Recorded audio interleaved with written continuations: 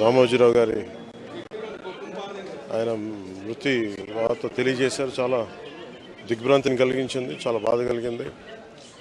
ఎందుకంటే నేనేం కోరుకున్నానంటే ప్రమాణ స్వీకారం తర్వాత వచ్చి వారికి కలవాలని అనుకున్నాను.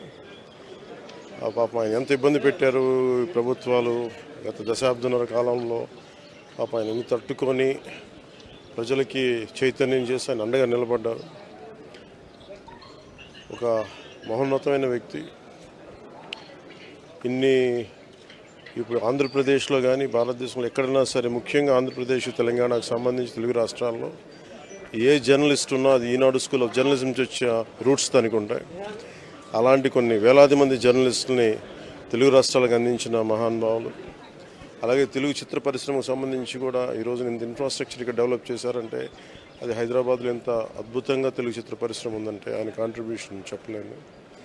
ఇలాంటి చేస్తున్న వ్యక్తిని ప్రభుత్వాలు గత 15 సంవత్సరాల్లో చాలా ఇబ్బంది పెట్టినాయి. వాటన్నిటినీ తట్టుకొని ఆయన్ని ఇబ్బంది పెట్టిన ప్రభుత్వాలు ఈరోజు లేవు. ఆ విజయం ఆయనకి తెలియజేయాలని అనుకున్నాం, చేసి లోపల దురదృష్టం ఇలా జరిగిపోయింది. వారి కుటుంబానికి, ప్రతి ఒక్కరి కుటుంబ సభ్యులకి, అలాగే ఈనాడు గ్రూప్ ఆఫ్ కంపెనీస్ వారందరికీ కూడా నా జనసేన తరపు నుంచి, నా తరపు నుంచి వారికి నా సంతాపం తెలియజేస్తాను. ఈ సమయంలో మీ అందరికీ ఆ భగవంతుడు వారి కుటుంబ సభ్యులకి అండగా ఉండాలని కోరుకుంటూ సెలవు తీసుకుంటాను.